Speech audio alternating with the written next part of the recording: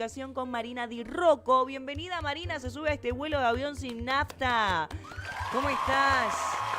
¿Cómo están? Muy bien, ¿ustedes? Bien, muy bien. ¿Te acordás Esta de...? entrada me refiero a la visión porque de la otra sé que no. No, estás bien. Ya estuvimos en comunicación Sí. con vos. Sí, me acuerdo, un placer, absolutamente. Qué Sí, bueno. sí. Qué bueno, qué bueno. Me gustó mucho la temática de la que vamos a hablar hoy, que tiene que ver con el engaño del vino. Y yo un poco le decía al indio que dentro de lo que es el mundo de sommelier o de los enólogos, es un campo muy amplio, muy grande, y después la gran mayoría solo tomamos el vino. Y puede venir una persona y nos puede decir, no, porque esto tiene pepitas de oro, y nosotros le vamos a creer y lo vamos a tomar y vamos a decir, sí, qué rico, pero Qué bien saben esas pepitas de oro. y nunca vamos a saber a ciencia cierta que justamente eso tiene o no. Digo, ¿qué tanto engaño hay dentro del mundo de los vinos?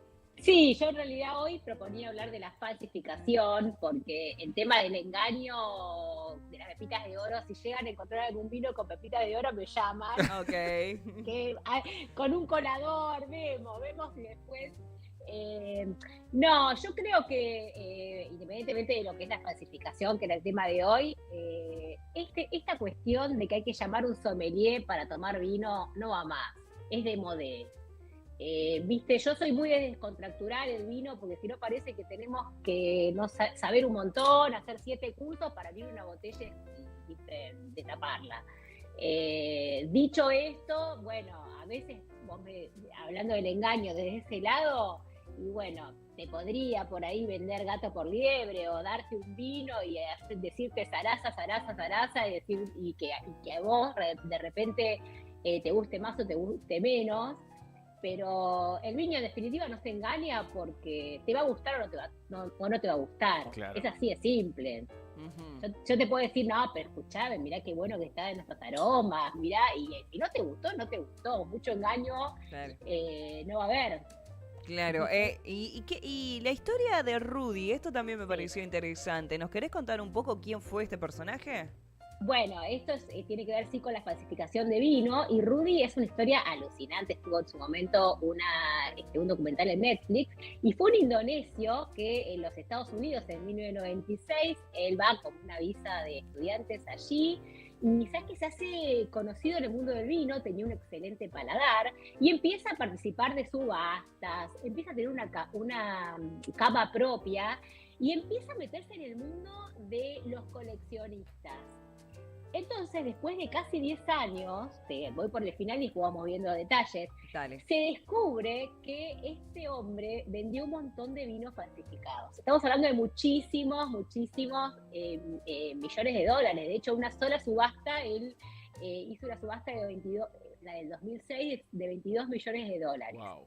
Pero él, vos sabés que era una especie de artista, porque él falsificaba vinos muy complicados, vinos, por ejemplo, de chateaux muy conocidos, de añadas muy viejas, y no es que te engañaba a vos o me engañaba a mí, engañaba a personas, a coleccionistas, a gente de élite, a personas que usualmente compran este tipo de botellas. Y después de mucho tiempo se descubrió que falsificaba. Y te cuento cómo se descubre que falsificaba. A ver.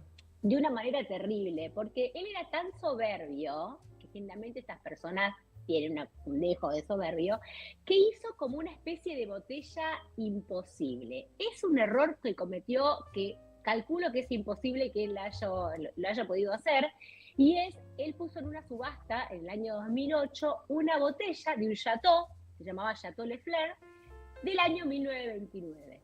Y un coleccionista dice, es imposible, porque me parece que en este año el Chateau no hacía esta etiqueta. Y fue así. Lo consultaron, sí, no, terrible. Raro, porque Rudy, te estoy hablando de una persona que sabía muchísimo, que él podía distinguir un vino entre tanto, decirte el año, decirte el lugar, decirte la añada. Y vos sabés que tenía tanta credibilidad que cuando pasó esta subasta, varios le dicen, che, Rudy, te engañaron, te dieron un vino que no era verdad. O sea, nadie sospechó Que el de tipo, él. claro. Sí, y pasaron años, recién en el 2012 le allanan su departamento. No, pero hubo una denuncia de por medio, fue esta misma persona que le dijo, che, esto no... Claro, a partir de esa subasta, Sí. Rudy sigue bromeando y le dice, mira, el vino me lo vendió Paul Hanka, ponele, ¿no? Sí. Le tira cualquier nombre, le tira cualquier teléfono. Sí. Y en indonesio, Hanka es un apellido, como yo te digo a vos, anda a pedírselo a Juan Pérez. Es Claro. exactamente lo mismo. Con un número de teléfono nunca lo atendieron. Y bueno, pasó, empezaron a sospechar, le hacen la denuncia, hacen un allanamiento y encontraron un departamento de él como una especie de laboratorio. Bastante tranquilo, te diría, nada sofisticado. Botellas, etiquetas, corchos de vino, vinos en cajitas. O sea, Le mandó sí, titre a alguno. No. Sí. Escúchame, y lo más interesante, 6 computadoras, donde él tenía la fórmula exacta para replicar cada vino. Entonces te decía, por ejemplo, no sé, por decirte Chateau Petrus, que es un vino muy conocido, que se clasifica bastante también, te decía, bueno, para hacer la añada de este Chateau Petrus de 1930, y estaba todos los datos. No, terrible. Esta persona era un enólogo, era un sommelier, o sea, simplemente era un aficionado del vino que adquirió todo ese contenido a partir de la trampa que quería hacer. No, mira, ¿sabes que yo hago falsificar este tipo de vino? Es lo mismo que yo te digo, mira, vamos a falsificar los girasoles de Van Gogh. No me vas a contratar a mí porque enseguida te vas a dar cuenta que no se puede vender. Él vendía a gente que conocía, a coleccionistas, y todo el mundo quería participar de una degustación de él. O sea, imagínate que el paladar que tenía esa persona, él fue desarrollando algo, era un artista. Era una persona que puede falsificar un vino así, es un artista absoluto, y falsificó, mira, se calcula que casi 15.000 botellas de vino. Wow. Y escuchá esto porque esto es terrible. En plata, a ver. Esto es lo más grave. De esas 15.000 botellas de vino, Sí. se supone que hay casi 10.000 que todavía no han sido denunciadas. ¿Por qué? Porque un coleccionista de vino que le compró una botella a Rudy, vos pensás que los coleccionistas no se toman la botella. Muchas veces la coleccionan, Claro. la revenden, guardan la añada, es muchísima plata, ¿no? La que estamos hablando. Algunos es por decir, bueno, tengo esta, viste, como que la muestran, como que la exhiben. Entonces muchos no lo denuncian, primero porque no la van a poder vender, y segundo porque no quieren quedar como tontos, viste, como diciendo, che, a mí me engañó Rudy. Entonces esto es un poco lo que pasa en este vino de la falsificación, ¿viste? Hay muchos que no reconocen, muchos que no denuncian porque no les conviene. Claro, mirá qué maestro, ¿no? Ahora, ¿qué de la vida de Rudy?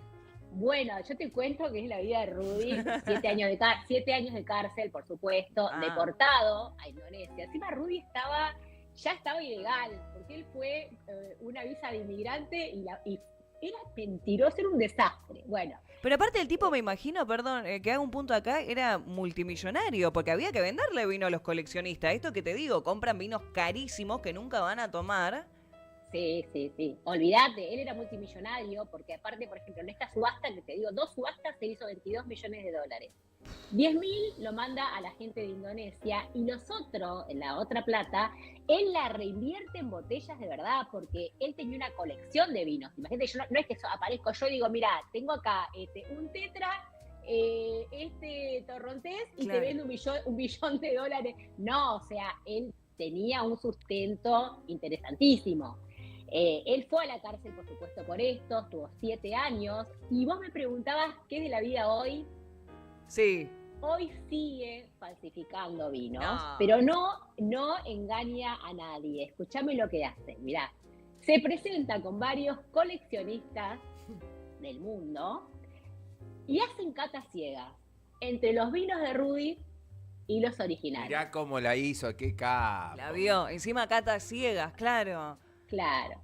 Entonces se decide, y yo te digo, esto, bueno, por supuesto tampoco sale mucho a la luz, pero se ha descubierto a través de las redes y demás. Entonces la gente dice que muchas veces los coleccionistas eligen al de Rudy antes del original, Y sí. ¿viste? Pero bueno, impresionante un artista, como bien decían ustedes.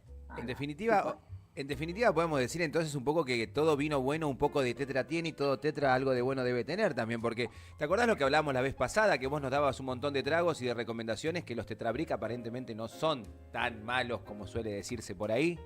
Sí, sí, bueno, a ver, en realidad es muy difícil.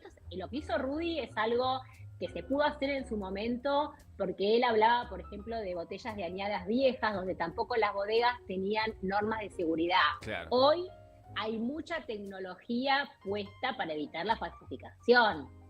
Pese a que hoy, por ejemplo, las grandes botellas bodegas están apostando, por ejemplo, a la tecnología, ¿viste? De los bienes no fungibles, de los tokens.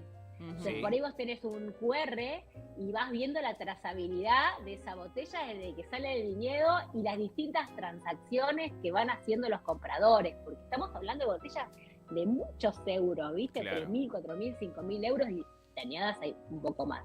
Pero bueno, digamos que él era un genio, no es que yo te voy a poner una botella de Petrú, te voy a poner un tetra y te voy a engañar. Claro, claro, había que mezclar, había que hacer toda una cuestión. Marina, yo te consulto ahora, ¿cuáles son los indicios más evidentes, salvando la distancia, tal vez nosotros no vayamos a comprarnos un vino de tanta cantidad de dinero, o sí, quien te dice, pero por lo pronto uno va a una vinoteca o va a un supermercado y a veces encontrás mucha diferencia entre una misma marca de vino en un supermercado que en una vinoteca. ¿Dónde está el indicio? ¿Cómo me doy cuenta? ¿Qué puede ser? Qué buena para los hornos pregunta, de pie? qué buena pregunta. Sí, la pregunta es excelente porque en realidad es importante dónde compras, ¿no? Bien. Si vos, por ejemplo, ves una publicación, un vino, no sé, de 60.000 pesos y lo conseguiste a 6.000 en una publicación, sospechá, Claro. porque eso es el primer indicio que te diría. Porque hay vino falsificado, incluso nacional. Lo que pasa es que generalmente cuando se falsifica muchas veces es cuando se exporta. Porque vos, por ejemplo, comprás un vino siempre, una marca determinada.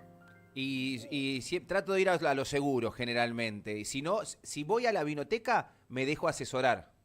Claro, la vinoteca por ahí es más difícil que otro tipo de lugares donde por ahí, si hay una diferencia de precios, es lo primero que tenés que sospechar. Y por supuesto ver la caligrafía, ver la etiqueta si la conocés. Bien. Hace poco se viralizó un video de un chico de una gran etiqueta que mostraba el falso del otro y tenía falta de ortografía. No, es un montón. Es un montón. Dale, claro, dale. Es un montón, o la letra. Pero por eso digo que siendo argentino, por ahí ya conoces la etiqueta y te resulta más fácil. Esto, si lo haces para exportar, imagínate un brasileño o, no sé, una persona de Uruguay o de Paraguay que no está tan familiarizada y dice, ¿cómo es? Claro, ¿Viste? claro. Es complejo. Porque aparte, ¿sabes qué pasa también con esto? Ponele que vos te dieron un vino que es trucho. Sí. Entonces vos decís, che, no seré yo, che, ¿no será que estuvo mal conservado? O sea, se te ocurren un montón de cosas antes de pensar de la falsificación. Tampoco vayan a pensar que están todos los vinos falsificados. No, ni hablar, pero esto de decir, bueno, ponele, hablamos de la parte superficial, si es un vino trucho, pues errores de ortografía, la tipografía, viene en la botella, digo, ¿y en el líquido? El líquido, ¿cómo te das cuenta? Claro, bueno, ahí es más difícil, pero tenés que, por ejemplo, si es un vino de una añada más vieja y de repente no tenés ni un sedimento, y bueno, sospechá.